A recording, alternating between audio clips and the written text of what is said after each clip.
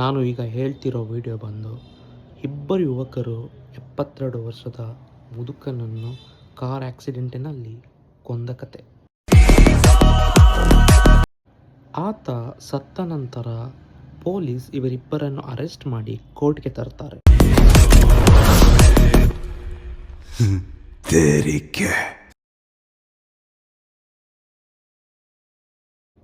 ಇಲ್ಲಿ ಈತ ಖುಷಿಯಾಗಿರೋದಕ್ಕೆ ಕಾರಣ, ಆತ ಏನು ಅಂದ್ಕೊಂಡಿದ್ದ ಅಂದರೆ, ನಾನಿನ್ನೂ 15 ವರ್ಷದ ಹುಡುಗ, ನನ್ನನ್ನು ಕೋರ್ಟ್ ಅಥವಾ ನ್ಯಾಯಾಲಯ ಏನು ಮಾಡೋಕ್ಕೂ ಸಾಧ್ಯವಿಲ್ಲ ಅಂತ. Smile right off his face.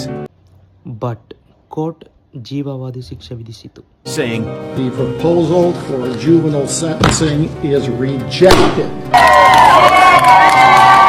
ಇಲ್ಲಿ ಮುಖ್ಯವಾಗಿ ತಿಳಿಯಬೇಕಾಗಿದ್ದು ಏನೆಂದರೆ, ನೀವು ರಿಸಲ್ಟ್ ಸಿಕ್ಕ ಮೇಲೆ ಸೆಲೆಬ್ರೇಟ್ ಮಾಡಿ. Thanks for watching. ಸಬ್ಸ್ಕ್ರೈಬ್ ಮಾಡಿ, ಲೈಕ್ ಮಾಡಿ, ಕಾಮೆಂಟ್ ಮಾಡಿ, ಶೇರ್ ಮಾಡಿ.